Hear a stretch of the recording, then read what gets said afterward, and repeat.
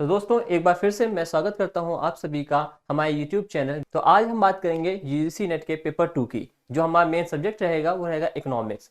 ठीक है, तो देखिए इकोनॉमिक्स की हम लोग की डेली दो क्लास रहेंगी। एक रहेगी थ्योरी क्लास जो कि होगी आफ्टरनून में, और एक होगी इवनिंग क्लास। दोनों की जो टाइमिंग है वो आपको प्रॉपर एक टेलीग्राम चैनल पे मिल जाएंगी, या कोई भी अपडेट होगा तो आपको वहीं पे मिल जाएगा। ठीक है, टेलीग्राम चैनल का जो लिंक है वो हमारे डिस्क्रिप्शन पे मिल जाएगा आपको इसी वीडियो के। चलिए, तो देखिए आप सभी को पता ही है कि यूजीसी नेट पेपर 2 में जो पेपर 2 रहेगा उसमें टोटल 10 यूनिट रहती हैं। ठीक है, अब 10 यूनिट में जो हम लोग यूनिट वाइज तैयारी करेंगे थ्योरी क्लास में, तो जो सबसे पहला यूनिट रहेगा वो रहता है हमारा माइक्रो इकोनॉमिक्स। अब जो माइक्रो इकोनॉमिक्स भी है वो डिवाइड है कुछ चैप्टर्स में। तो उसका जो पहला चैप्टर रहता है वो रहता है कंज्यूमर बिहेवियर, जिसको हम लोग बोलते हैं उपभोक्ता व्यवहार सिद्धांत।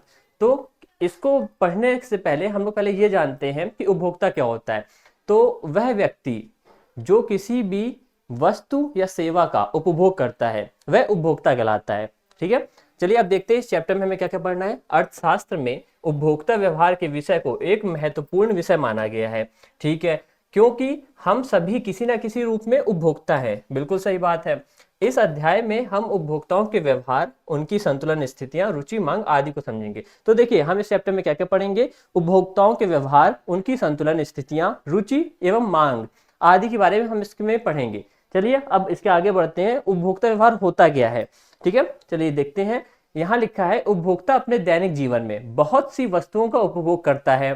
ठीक है, उसके उपभोग की प्रवृत्ति अथवा व्यवहार बहुत से घटकों से प्रभावित होता है। बिल्कुल सही बात है। वह अपनी सीमित आय का उपयोग अपनी विभिन्न आवश्यकताओं की पूर्ति हेतु करता है तथा वस्तुओं के ऐसे संयोजन को प्राप्त करने का प्रयत्न करता है जो उसे अधिकतम संतोष प्रदान कर सके। अर्थशास्त्र में यह माना जाता है कि जब उपभोक्ता अधिकतम संतोष प्राप्त कर रहा है तब उस स्थिति में वह संतुलन में है। उपभोक्ता के उपभोग या उपयोगिता का महत्व प्रत्येक उपभोक्ता के लिए अलग अलग होता है। उपभोक्ता का व्यवहार प्रमुख रूप से वस्तु से प्राप्त होने वाली उपयोगिता से प्रभावित होता है। तो देखिए साधारण शब्दों में हम बोल सकते हैं, जो हमारा उपभोक्ता एक होता है वो दैनिक जीवन में हम लोग जैसे सुबह उठते हैं, ठीक है, तो हम लोग सुबह से लेकर रात तक काफी वस्तुओं या सेवाओं का उपभोग करते हैं। और जो हमारी एक आय है उसको हम सीमित मानते हैं, उस आय से हम अधिकतम से अधिकतम अपने आप को संतुष्टि प्रदान करना चाहते हैं कि हमारे जो आय का जितना भी अंश कहीं भी हम किसी वस्तु या सेवा पे खर्च कर रहे हैं तो उससे हमें अधिकतम संतोष प्राप्त हो। ठीक है, अब अर्थशास्त्र में जो बोला गया है यही मानता है अर्थशास्त्र कि जब उपभोक्ता अधिकतम संतोष प्राप्त कर रहा है तब उस स्थिति में वह संतुलन में है। ठीक है, अब नेक्स्ट लाइन जो है, वस्तुओं के उपभोग या उपयोगिता का महत्व उपभोक्ता के लिए अलग अलग होता है। जी बिल्कुल सही बात है। अब देखिए इसको मैं समझा देता हूं कि जैसे कि मान लीजिए एक है राम, एक है श्याम। ठीक है, राम को लगी है प्यास और श्याम को लगी है भूख लगी है। ठीक है, तो अब देखिए राम के लिए जो प्यास की उपयोगिता होगी वो रहेगी ज्यादा क्योंकि उसे प्यास लग रही है। अब वहीं श्याम को जो उसको भूख लगी है उसके लिए खाने की उपयोगिता ज्यादा रहेगी। ठीक है, तो ये हर उपभोक्ता के ऊपर डिपेंड करता है, हर उपभोक्ता के ऊपर यह रहता है कि उसकी उपयोगिता किस चीज से, किस वस्तु या सेवा से उसको मिलेगी। अब उपभोक्ता का प्रमुख रूप से वस्तु से प्राप्त होने वाली उपयोगिता से प्रभावित होता है। चलिए यहाँ एक शब्द आ रहा है उपयोगिता। उपयोगिता क्या होती है। अर्थशास्त्र में उपयोगिता या तुष्टि गुण किसी भी वस्तु का वह गुण या शक्ति होती है जिससे मनुष्य की किसी ना किसी इच्छा की पूर्ति होती है। तो देखिए साधारण शब्दों में हम मान सकते हैं कि अगर हमें किसी वस्तु या सेवा से संतुष्टि प्राप्त हो रही तो वही उसकी उपयोगिता है। ठीक है, आगे पढ़ते हैं। किसी वस्तु या सेवा की वह क्षमता जिसे मनुष्य की किसी आवश्यकता को संतुष्ट किया जा सके उपयोगिता कहलाती है। उपयोगिता का सृजन उत्पादन द्वारा किया जाता है। अब उपयोगिता की कुछ प्रमुख परिभाषाएं हैं। अब देखिए प्रोफेसर मार्शल ने क्या कहा था, किसी समय किसी मनुष्य के लिए किसी वस्तु की उपयोगिता उस सीमा से मापी जाती है जिस सीमा तक वह वस्तु उस मनुष्य की किसी आवश्यकता को संतुष्ट करती है। ठीक है, प्रोफेसर थॉमस ने बोला उपयोगिता का आशय किसी वस्तु की उस शक्ति से है जो मानवीय आवश्यकता या इच्छा को संतुष्ट करने के लिए उसमें वस्तु में निहित होती है। अब उपयोगिता की माप के दृष्टिकोण, उपयोगिता की जो माप है वो दो तरीकों से की जाती है। एक होता है हमारा कार्डिनल अप्रोच, एक होता है ऑर्डिनल अप्रोच। कार्डिनल अप्रोच क्या कहता है, गणनावाचक दृष्टिकोण।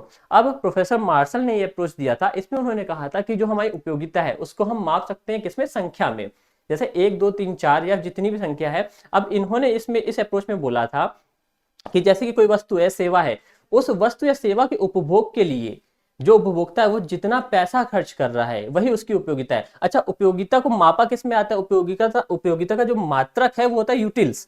ठीक है, अब चलिए आगे देख लेते हैं। प्रोफेसर मार्शल का मानना है कि उपयोगिता को मापा जा सकता है। गणनावाचक दृष्टिकोण से उपयोगिता को संख्यात्मक रूप से जैसे 1, 2, 3, 4 आदि के प्रयोग से माप सकते हैं। इस संदर्भ में सामान्यतः उपयोगिता को मापने हेतु मुद्रा रूपी पैमाने का प्रयोग किया जाता है। अतः किसी वस्तु को प्राप्त करने हेतु मुद्रा की जितनी मात्रा उपभोक्ता द्वारा दी जाए वह उस वस्तु की उपयोगिता की माप होगी। उदाहरण देख लीजिए, अगर मान लीजिए मोहन है, वो 60 रुपए खर्च करने को तैयार है, तो उस मोहन के लिए जो टेबल की उपयोगिता है वो 60 यूटिल्स, ये देखिए यूटिल्स ये रहा, इसी की बात कर रहे थे, यूटिल्स के बराबर हुई। आधुनिक अर्थशास्त्री जैसे हिग्स पैरेटो ने इस दृष्टिकोण की आलोचना करी है। क्यों करी है? क्योंकि उनका ये कहना था कि जो आपकी ये उपयोगिता है वो एक मनोवैज्ञानिक दशा है, आप उसको मेजर नहीं कर सकते हैं संख्या में। तो उसके बाद इन्होंने हिग्स पैरेटो एलन आदि ने एक अप्रोच दी जिसे कहा जाए क्रमवाचक। इसमें इन्होंने ये कहा जैसे कि राम है, उसको एक तरफ सेब रख दिया जाए, एक तरफ आम रख दिया जाए, ठीक है, उसे सेब ज्यादा पसंद है, तो उसको जो उपयोगिता सेब से मिलेगी वो उसको ज्यादा मिलेगी क्योंकि उसे पसंद सेब है। अब वो एक क्रम बना लेगा कि सबसे ऊपर मुझे सबसे ज्यादा जो उपयोगिता है वो सेब से मिल रही है, उसके बाद हमें मान लीजिए कोई दूसरा फल केला से मिल रही है, आम से मिल रही है, तो उस अकॉर्डिंग वो क्रम बना लेगा, ठीक है। तो प्रोफेसर हिग्स, पैरेटो, एलन आदि के विचार से उपयोगिता की गणनावाचक माप संभव नहीं है, परंतु उपभोक्ता द्वारा उपयोगिता की तुलना करके इन्हें क्रमानुसार स्थान दिया जा सकता है। उपभोक्ता 2 या 2 से अधिक वस्तुओं का संयोग बना करके यह ज्ञात कर सकता है कि किस संयोग से उसे अधिक व किससे कम उपयोगिता की प्राप्त होगी। साथ ही इसमें वस्तु का क्रम निर्धारण करके यह भी ज्ञात किया जा सकता है कि उपभोक्ता किस वस्तु को प्राथमिकता देगा। अतः यदि रवि को केले एवं सेब में से सेब अधिक पसंद है तो वह उसे पहले क्रम पर रखेगा एवं केले को उसके बाद स्थान देगा। इससे स्पष्ट हो जाएगा कि उसे सेब से अधिक उपयोगिता प्राप्त होती है। क्रमवाचक दृष्टिकोण की आलोचना अर्थशास्त्री रॉबर्टसन, आर्मस्ट्रांग आदि द्वारा की गई। उनका मानना था कि व्यक्ति दैनिक जीवन में यह बात सरलता से तय नहीं कर सकता कि वह किस वस्तु को कौन सा क्रम दे। ये बिल्कुल सही बात है, क्योंकि जब किसी उपभोक्ता को प्यास लगेगी तो वो पानी की तरफ जाएगा, तो वो पानी पिएगा, ठीक है, तो उसे पानी से ज्यादा उपयोगिता मिलेगी। परंतु जब उसी इंसान को जब भूख लगेगी तो वो खाने की उपयोगिता उससे ज्यादा मिलेगी। तो कोई भी इंसान प्रतिदिन दैनिक जीवन में यह नहीं सरलता से तय कर पाएगा कि उसे किस वस्तु से ज्यादा उपयोगिता मिल रही है। अब उपयोगिता को माप, ठीक है, तो उपयोगिता की माप जो है वो टोटल 3 तरीके से करी जाती है। एक हो गया कुल उपयोगिता। अब कुल उपयोगिता से जैसे कि नाम से ही पता चल रहा है कि जितनी भी वस्तुओं का उपभोग से जितनी उपयोगिता प्राप्त कर रही है उन सबको जब हम इकट्ठे करेंगे तब हमें प्राप्त होगा कुल उपयोगिता। चलिए पढ़ लेते हैं। उपभोक्ता द्वारा किसी वस्तु की उपभोग की गई समस्त इकाइयों से प्राप्त उपयोगिताओं का योग ही कुल उपयोगिता कहलाती है, ठीक है। इसकी गणना निम्न सूत्र द्वारा की जाती है। एन जो है, यहाँ पे जो एन दिखाया गया है वो इकाइयों के उपभोग से प्राप्त कुल उपयोगिता है। ये जो टीयू है वो है टोटल यूटिलिटी। NU1 ये हो गई आपकी एक वस्तु, ये हो गई दूसरी वस्तु, ये हो गई तीसरी वस्तु या ये चौथी वस्तु। इन सभी वस्तुओं के उपभोग से जो हमें एक टोटल उपयोगिता प्राप्त हो रही है वो हम देखते हैं TU से, ठीक है। सीमांत उपयोगिता देख लेते हैं, इसको बोलते हैं मार्जिनल। एक अतिरिक्त इकाई का उपभोग बढ़ाने पर कुल उपयोगिता में होने वाले परिवर्तन को सीमांत उपयोगिता कहा जाता है, मार्जिनल यूटिलिटी कहा जाता है। इसकी गणना निम्न सूत्र द्वारा की जा सकती है। Marginal utility is equal to total utility minus total utility n-1। n-1 से हम मतलब ये है जो हमारी लास्ट इकाई जो हमने उपभोग करी है, ठीक है, उससे हम टोटल यूटिलिटी को जब घटाएंगे तो हमारी मार्जिनल यूटिलिटी आ जाती है। देखिए वहीं पे लिखा है यहाँ पे MU इकाई के उपभोग से प्राप्त सीमांत उपयोगिता, TU N इकाइयों का कुल उपयोगिता, TU N इकाइयों की कुल उपयोगिता, ठीक है। सीमांत उपयोगिता की अवस्थाएं देख लें। अब देखिए सीमांत उपयोगिता की 3 अवस्थाएं होती है। एक होता है धनात्मक, एक होता है शून्य जिसे पूर्ण तृप्ति भी कहा जाता है, और एक होता है ऋणात्मक। अब धनात्मक जो अवस्था है वो कब आती है? जब तक किसी वस्तु के उपभोग से व्यक्ति को कुछ ना कुछ संतुष्टि मिलती रहे, तब तक व्यक्ति को मिलने वाली संतुष्टि सीमांत उपयोगिता की धनात्मक उपयोगिता कहलाती है। हम इसको आगे रेखा चित्र और ग्राफ के माध्यम से भी समझेंगे। चलिए तब तक पढ़ लेते हैं आगे। शून्य, जब वस्तु के उपभोग से व्यक्ति को ना तो संतुष्टि मिलती है और ना ही असंतुष्टि मिलती है, तब इस स्थिति में सीमांत उपयोगिता शून्य हो जाती है। इस अवस्था को शून्य उपयोगिता या पूर्ण तृप्ति का बिंदु, पॉइंट ऑफ सैचुरेशन भी कहा जाता है। इस पॉइंट को जरा थोड़ा ध्यान से देखिएगा। जब वस्तु के उपभोग से व्यक्ति को ना तो संतुष्टि मिलती है और ना ही असंतुष्टि मिलती है, तब इस स्थिति को क्या बोलते हैं हम? पूर्ण तृप्ति का बिंदु या पॉइंट ऑफ सैचुरेशन भी कहा जाता है। ये हमारे एग्जाम में बहुत बार पूछा गया है। अब ऋणात्मक, जब उपभोक्ता सीमांत उपयोगिता के शून्य हो जाने के पश्चात भी वस्तु का उपभोग करता है, तो इस स्थिति में सीमांत उपयोगिता ऋणात्मक हो जाती है। इस अवस्था में उपभोक्ता को संतुष्टि मिलने के स्थान पे अनुपयोगिता प्राप्त हो जाती है। देखिए इसको हम इस तरीके से समझेंगे, मान लिया आपको भूख लगी है 5 रोटी की, ठीक है। अब ये देखिए यहाँ पे दर्शाया भी गया है, चलिए आइए इसी के माध्यम से पढ़ लेते हैं। कुल उपयोगिता एवं सीमांत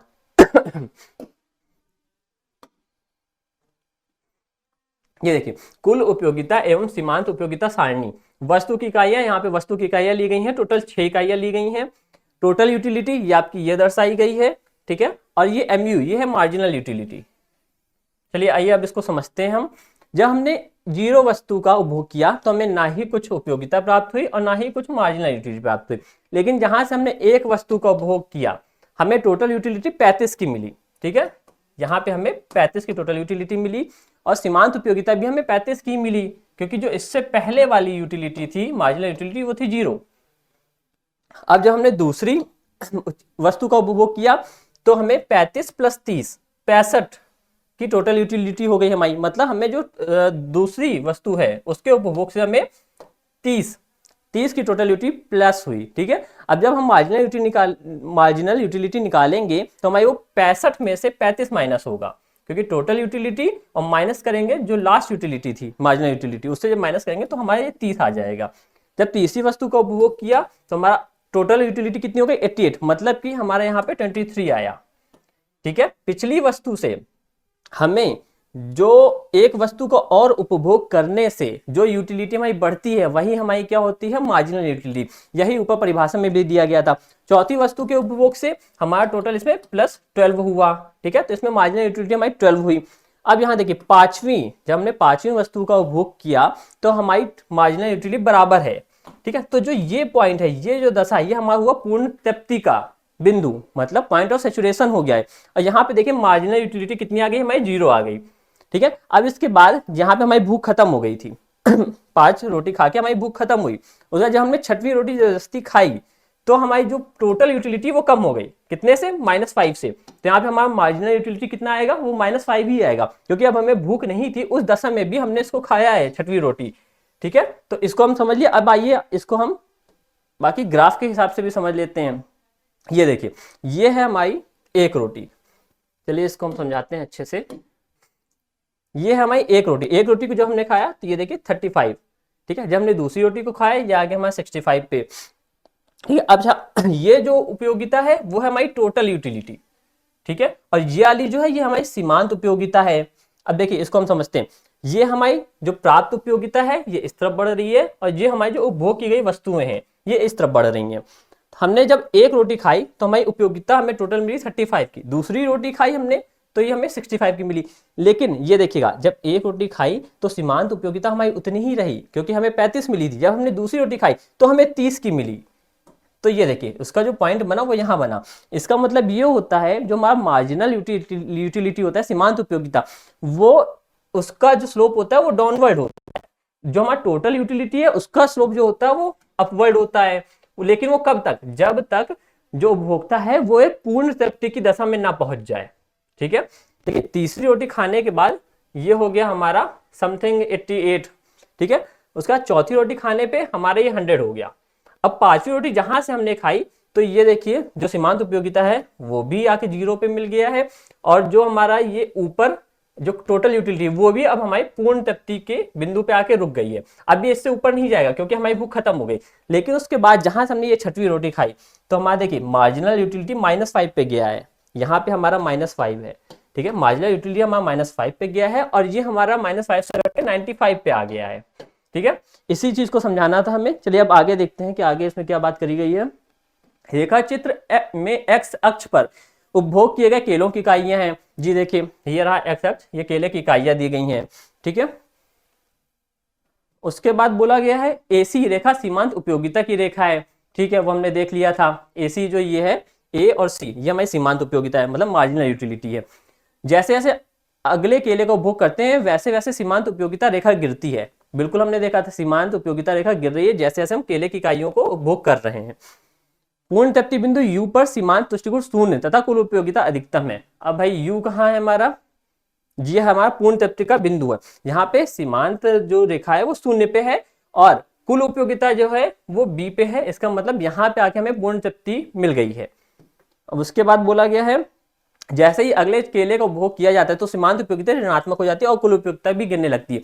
अगला केला ये 6वां यूनिट है, जहां से हमने इसका उपभोग किया तो हमारी जो सीमांत रेखा है वो ऋणात्मक हो गई -5 से, और जो हमारी कुल उपयोगिता है वो भी देखिए अब डाउनवर्ड आने लगी। अब उपरोक्त विवेचना से कुल एवं सीमांत उपयोगिता के मध्य निम्न संबंध दृष्टिगोचर होता है। अब देखिए पॉइंट्स पढ़ लेते हैं। प्रारंभिक अवस्था में वस्तु के उपभोग में सीमांत उपयोगिता घटती है परंतु कुल उपयोगिता बढ़ती है। बिल्कुल, ये देखिए सीमांत उपयोगिता जिस तरीके से घट रही है और कुल उपयोगिता जिस तरीके से बढ़ रही है, लेकिन प्रारंभिक दशा है, ठीक है। प्रारंभिक दशा में सीमांत उपयोगिता घटेगी और जो आपकी ये टोटल यूटिलिटी है वो बढ़ेगी। दूसरा पॉइंट क्या कह रहा है, जब तक सीमांत उपयोगिता धनात्मक रहती है तब तक कुल उपयोगिता भी बढ़ती है। देखिए बिल्कुल सही बात है। सीमांत उपयोगिता जब तक इस जीरो से ऊपर की तरफ रहेगी, मतलब पॉजिटिव में रहेगी, तब तक हमारी टोटल यूटिलिटी में वो ऐड होता रहता है, तो वो ऊपर बढ़ता रहेगा, अपवर्ड रहेगा। परंतु जैसे ही यह ऋणात्मक में जाएगी उसी दशा में टोटल यूटिलिटी में वो माइनस हो जाएगा, तो वो डाउनवर्ड हो जाएगा, ठीक है। वही शायद इसमें लिखा भी होगा, शून्य हो जाती है उस बिंदु पर हम कुल उपयोगिता अधिकतम होती है। यह बिंदु पूर्ण तृप्ति का बिंदु कहलाता है। यदि पूर्ण तृप्ति के पश्चात भी उपभोक्ता वस्तु का उपभोग करता है तो सीमांत उपयोगिता ऋणात्मक हो जाती है तथा कुल उपयोगिता घटने लगती है। हाँ, वही बात छठवें केले के उपभोग से हुआ है ये, ठीक है। अब देखते हैं हम तीसरा, उपयोगिता की एक और अवधारणा औसत उपयोगिता। देखिए टोटल ये हमारी जो तीसरी औसत उपयोगिता है, इसमें कुछ खास नहीं है, इसका आप सूत्र देख लीजिए। औसत उपयोगिता कुल उपयोगिता अपॉन में उपभोग की गई कुल इकाइयों की संख्या, ठीक है। चलिए इसको देख ले, मान के चलते हैं हमने जो टोटल यूटिलिटी हमारी मिली वो मिली 150, ठीक है। हमने इसमें से औसत उपयोगिता कितनी है, 30 होगी। इसका मतलब हमने पांच वस्तुओं का उपभोग किया है, ठीक है। हमने वस्तुओं का उपभोग कितना किया है, 5। हमें टोटल यूटिलिटी कितनी मिली है, 150, ठीक है। ये हमें औसत निकाला है, तो हमें प्रत्येक उपभोग से हमें कितने यूटिल्स की यूटिलिटी मिली, 30 की, ठीक है। तो इसमें एक औसत निकाल लिया जाता है, जिसमें क्या सिंपल सा किया जाता है, कुल उपयोगिता हमें कितनी मिली है उसको डिवाइड कर दिया जाता है जितनी हमने इकाइयों का उपभोग किया है। अब उपयोगिता विश्लेषण के सिद्धांत, उपयोगिता विश्लेषण के टोटल 3 सिद्धांत होते हैं, देख लेते हैं। सीमांत उपयोगिता ह्रास नियम, law of diminishing marginal utility. दूसरा होता है हमारा सम सीमांत उपयोगिता नियम, law of equi marginal utility. तीसरा है उदासीनता वक्र विश्लेषण, इंडिफरेंस कर्व एनालिसिस। तो देखिए ये जो है हमारा आईसी कर्व, ये बहुत ही ज्यादा इंपॉर्टेंट रोल हमारा अदा करता है, क्योंकि ऐसा कोई भी टेस्ट पेपर या क्वेश्चन पेपर नहीं बनता है जिसमें आईसी कर्व के क्वेश्चन ना पूछे जाए। तो हमारा जो अगला लेक्चर है वो बहुत ही ज्यादा इंपॉर्टेंट होने वाला है। अच्छा एक और चीज, जब हम पढ़ाएंगे, जब हम आपको समझाएंगे तो आपको सिर्फ समझना है, क्योंकि ये जो आपको जितना भी कंटेंट है ये आपको ऐप पे मिल जाएगा, बिल्कुल फ्री ऑफ कॉस्ट रखा गया है। आपको सिर्फ उस समय समझना है जब हम आपको समझा रहे हैं, उसके बाद आपको नोट्स बनाने हैं, ठीक है। वो आपको इस ऐप को डाउनलोड करना है, इस ऐप के माध्यम से आपको नोट्स बनाने हैं, और फिर भी अगर कोई डाउट आता है तो आप वीडियो को दोबारा से देख सकते हैं, ठीक है। वो भी आपको यूट्यूब पे मिल जाएगी। अच्छा हमारी अब इसकी जो दूसरी क्लास होगी वो एमसीक्यू की होगी, पीवाईक्यू। जो जिस दिन हम लोग ये थ्योरी पढ़ेंगे उसी की इवनिंग में आपको एमसीक्यू और पीवाईक्यू भी मिल जाएंगे इसी टॉपिक से रिलेटेड, ठीक है। तो साथ ही साथ हमारा क्या कवर होगा, हमारी थ्योरी भी कवर होगी, आप लोग के नोट्स भी कवर होंगे, आप लोग का रिवीजन भी हो जाएगा उसी के माध्यम से, और साथ ही साथ हमारा एमसीक्यू पीवाईक्यू भी हो जाएगा, ठीक है। तो हमारा जो एक पूरा टॉपिक है वो टोटल ऑल ओवर कवर हो जाएगा, ठीक है। तो चलिए हम लोग मिलते हैं अगली क्लास में इससे और अच्छी तैयारी के लिए। Okay, thank you.